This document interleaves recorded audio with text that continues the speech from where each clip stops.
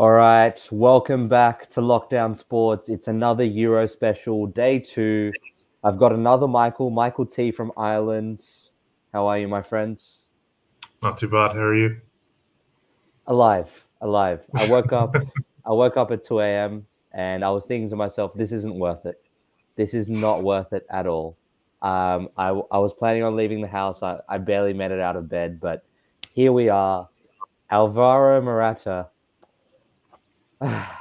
finally, finally handles business. Fabian Ruiz with the second goal today. I thought he was just there to set screens, but he's got a little dribble package himself. Yamal, I'm not, we're going to talk about this right winger because you want to have right winger conversations. You want to talk about Saka, Palmer. We're going to try sneak this guy in for number 3. Carvajal, man, Carvajal. What a week it's been for him. And then we've got second half, not as entertaining, but you live with that when you get 3 goals in the first half. Really, just kill the game for Croatia. What are your thoughts on the game, first of all? Um, we were talking pre-game there, and we were saying Mm, that maybe it wasn't as interesting as we thought it would be, but I thought it was a really interesting game. This group is my most intriguing group. As an mm, Irishman, as you can tell from the accent, uh, 12 years ago, Ireland had this exact same group. So bar Albania, Ireland were the yeah, Albania you that were Albania. You were Albania. exactly. And we got absolutely demolished in every single game, bar the Croatia one, which we kind of maybe could have won. But this has been really intriguing for me to see, like the how they've built from 12 years previous, and I feel like you can get a lot of the stories of the tournament out of this game for Mm, these two sides. I mean, Spain, as I was saying there a while ago, Spain, their defense was questionable, I think, during this game. Now, obviously, you're going mm, to look at the scoreline and say it was 3-0, but I'm going to say they're playing Mark Cucurella at left back. And it just didn't. Unai Simon had a brilliant game, fantastic game in goals. If he mm, hadn't had a brilliant game in goals, easily Croatia could have scored 2 or 3, and they didn't have many chances, mm. but the chances they had were good chances. That's the thing. Literally, like as I was making my notes for the stream today, I was like, everyone's talking about this Spain team. It's a new team. They've got a lot more innovation up front. But that high possession dilemma game that Spain doesn't matter if it's a men's team or women's team, they're just bound to have it at some stage.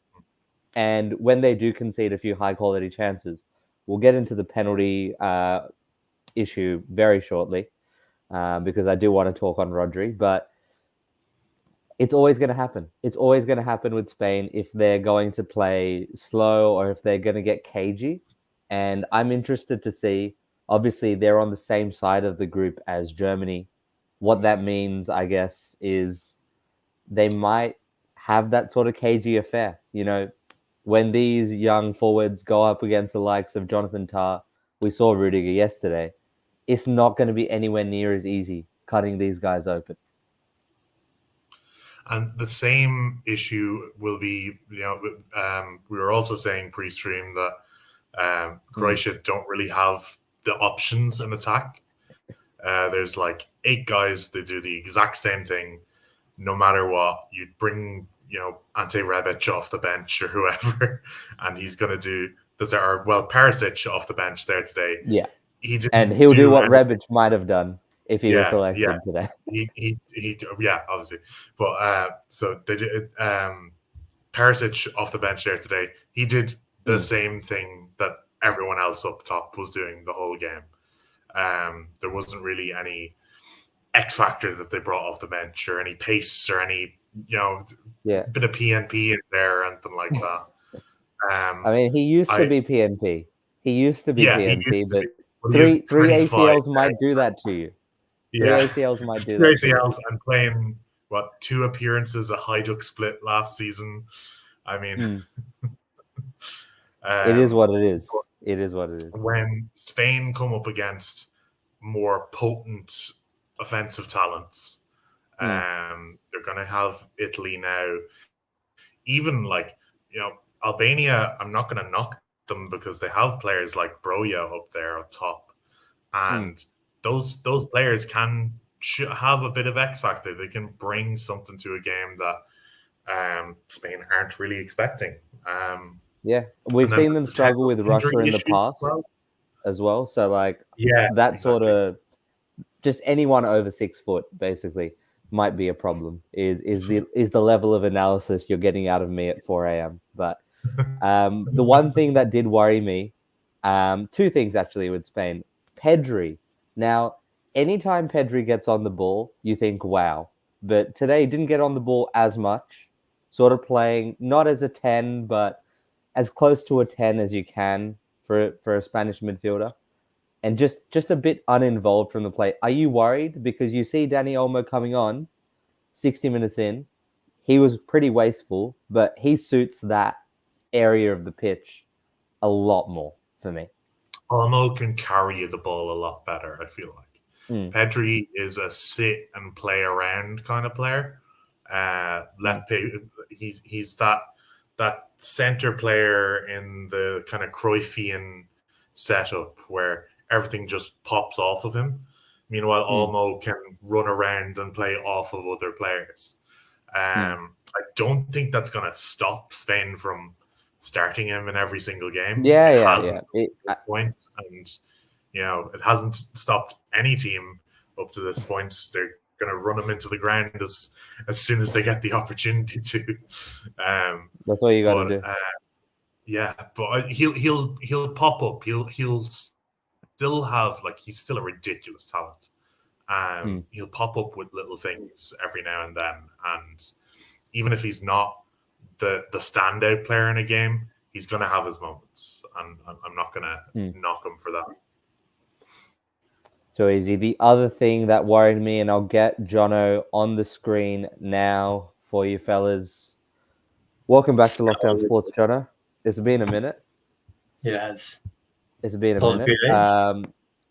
I will allow you to talk about soccer now that you're actually watching the games. But this is Michael T from Ireland. This is nice Jono from Western Sydney, Blacktown. Western Sydney, don't say Blacktown. It's so hard to explain what Blacktown is to people that don't know what Blacktown is, but we do have a town called Blacktown, and we do live here. The Murata injury, Jono. The Murata injury. Now, in the group chat, you were saying he was just wasting time. It's not an injury. He's soft. Yeah, he's not built for it. Okay, so if he is soft, if he is not built for it, how do you think Spain are going to line up without him? Do you see Ferran Torres, guys? Like, what's the sort of plan here? I mean, I think they'll try out either Ferran Torres or Oyarzabal, but honestly, he didn't look too injured. I'm not too sure what it was. It was he felt something pulled, but I guess we'll see the next day or two, depending on what happens. Yeah, I mean, it's always those non-contact ones. It was a weird one. He went down in midfield and handed off the captain's armband, and then even though the play had stopped, the substitution didn't happen for 3 or 4 minutes more. So he was still playing during that time. So I started googling who's Spain's number 7 because I thought they made a sub because he was out on the left wing and he was walking around a little bit differently, and I was like, something must be up here. But that whole second half, bit of a waste, I guess, for both teams. Rodri, fellas, hands up if that's a red card. Wow. I guess I'm running the stream solo because... Personally, I think that's a yellow for Pekovic for diving. Honestly, I thought the same. There was barely any contact, if any. He hit the ground with his foot himself. I'm like, that reminds me of, was it Robertson against I think it was against Newcastle there a while ago, where he went round the keeper and just dived. It's like the net Jota. open. even Saka Jota, against Bayern, yeah. same thing. Jota. Yeah. Like the net is wide open. Just kick the fucking ball. Why? What are we doing? Why are you going for a penalty? The ball is there. The net is there. Go for it. Like I saw the freeze frame. I'm like, yes, it's 3-1, and then he's on the ground. I'm like, what's going on? All right, so I get it. It might not be a foul to you if that is your objection, but if it is a foul, if it is and he's a meter out, surely, boys, surely that's a red. Like what? It's stopping a goal. It's like that Reece James handball from 2-3 seasons ago. You've just got to call these reds. It's as clear of a goal scoring opportunity. What, so you give a red card in that situation? Yeah, it is what it is. I mean, it did not look like he was trying to take him down as much as he might have. Okay. Content. It didn't look like he was. Yeah, I think. Okay. Well, Rodri has gaslit you into believing this. Okay, that he doesn't want to take. I hate Rodri. I'm not like I'm not gonna be this. I'm not gonna be gaslit into thinking that Rodri is some kind of savior or messiah or anything. But it was a dive. Yeah. That's actually what I wanted to talk about, guys. Like, obviously, we know Rodri. Every tournament, he comes out with a statement saying the opposition did not come out to play football, and in the first half, I sort of noticed like one of those Rodri Fernandinho fouls where he's just gotten the guy off the ball, no intent to get the ball, and I just feel like if you're gonna have this whole ethical hoops, just ethical way of playing the game argument, you can't be this sort of destroyer that just is in the game mucking around like that, because that stuff is part of the game. But ethically, I don't know. Like, I don't know what his point is. I like my 6 going out and stamping on people sometimes. I do too. Yeah. I do too. But I don't claim that there is only one way to play football and that certain things are just not meant to be in football, because the argument can be made against those things as well. I think he only really says those things after he's a bad loser. Like, that's all it is. He's just a sore loser. Yeah. You know, I make mistakes, or I make excuses when I play on the Astro every week as well. You know, like when I have a bad loss, when I have a bad game, it's like that was your fault. That's not mine. I don't mind that if it's a teammate, but just calling out the other team, it's as sore of a loser as you can get. So hopefully Spain don't lose too many games, because you will see some quotes. You will definitely see some quotes. Yeah, I'm here for it. All right. Now it's time to rank some players. Bukayo Saka, Cole Palmer, and Lamine Yamal. Jono, the floor is yours. That's tough. I'm going Saka at 1. Okay. 2, I'm going to go Cole Palmer, and then 3, Lamine Yamal. So no recency bias, nothing hitting you after watching him today, because I know you didn't watch Barcelona this whole season. This was your trailer for you don't live in my house. You don't know what I'm watching or not. You don't know. As I tell you, I'm a football visionary. Let's see. Michael, what are your thoughts? Rank them for me. It's tough. I think Yamal is the most promising out of them all. He has the most potential to grow. So I'd put him. We're doing ceilings and floors. Yeah. If we're going ceilings and floors here, then Yamal's number 1. For current ability, I'd stick him number 2. I'd have Saka maybe number 1 and Cole 3.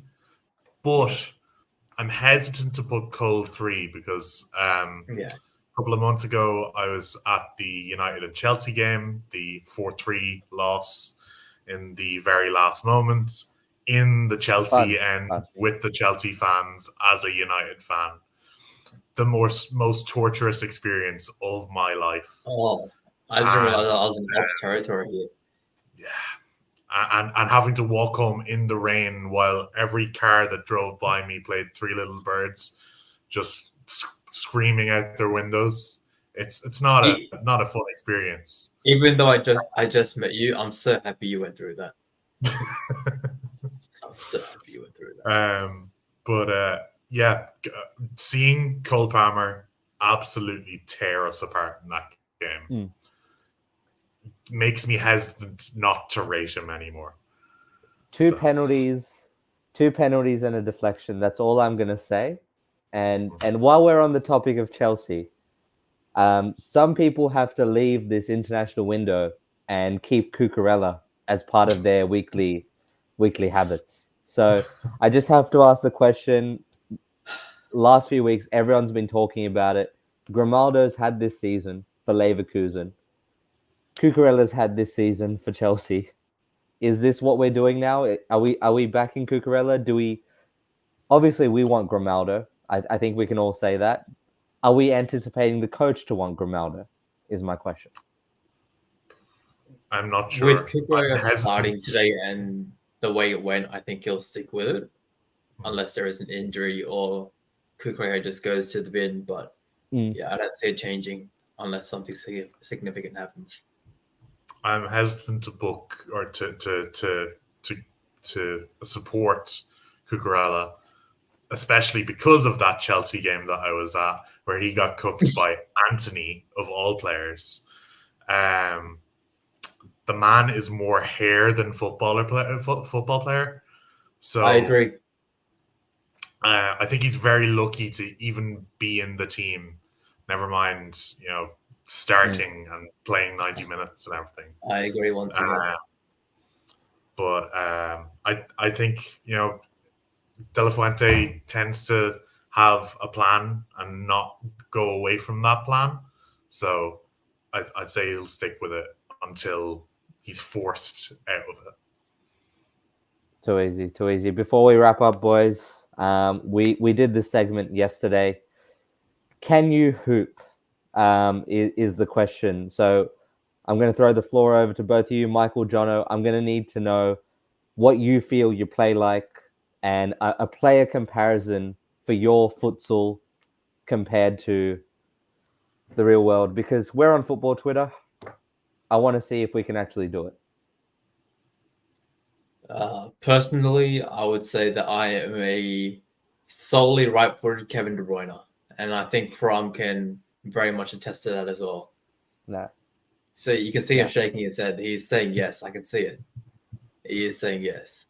He fully agrees. I that's an up-down motion I can see. That's not a side-to-side. That's definitely an up-down. Let's see, there's the down. And you guys read the game. You guys read my face the way Cucurella reads the game.